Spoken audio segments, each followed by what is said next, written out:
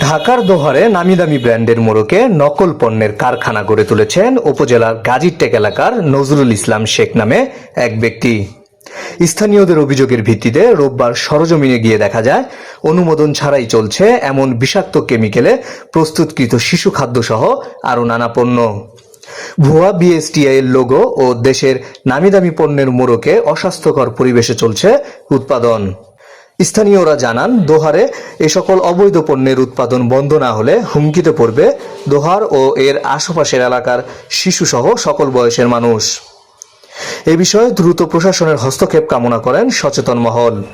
এদিকে এমন অবৈধ কর্মকাণ্ডের বিষয়ে কারখানার মালিক নজরুল ইসলাম শেখ বলেন, অভিজ্ঞতা ছাড়াই তিনি উৎপাদনের কাজ শুরু করেছেন। জুস বানাই আর রবো বানাই, রবো বলতে পাইপ আইসক্রিম যেটা বলে ওইটা বানাই আর জুস বানাই।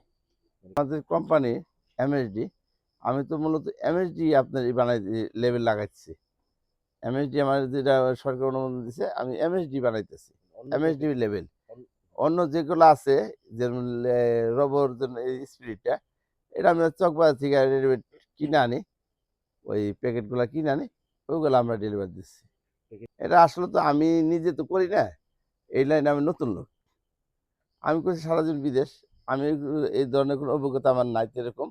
তো আমার যা অভিজ্ঞতা হিসেবে লোকজন যারা বলছে, ওরা যারা কাজ করে, যে এটি কোনো সমস্যা হবে না, এটি সবাই চালায়, ওই হিসেবে আমি শুরু করছি এ বন্দি। আসলে আমি ওইভাবে বুঝি না, আমি নতুন, আমি তো বললাম প্রথমেই আমি বিদেশ করে সারা জীবন, আমি এই লাইনে নতুন মানুষ, আমি নামছি কিছুদিন যাবত। ওটা কীভাবে কি করতে হয় ওইটা ওইভাবে আমার অভিজ্ঞতা নাই। বৃষ্টির জন্য আবেদন করা হয়েছে না, আমি যার থেকে বানাইছি কাগজটা, উনি বলছে এটা আপনি মাল শুরু করতে পারবেন।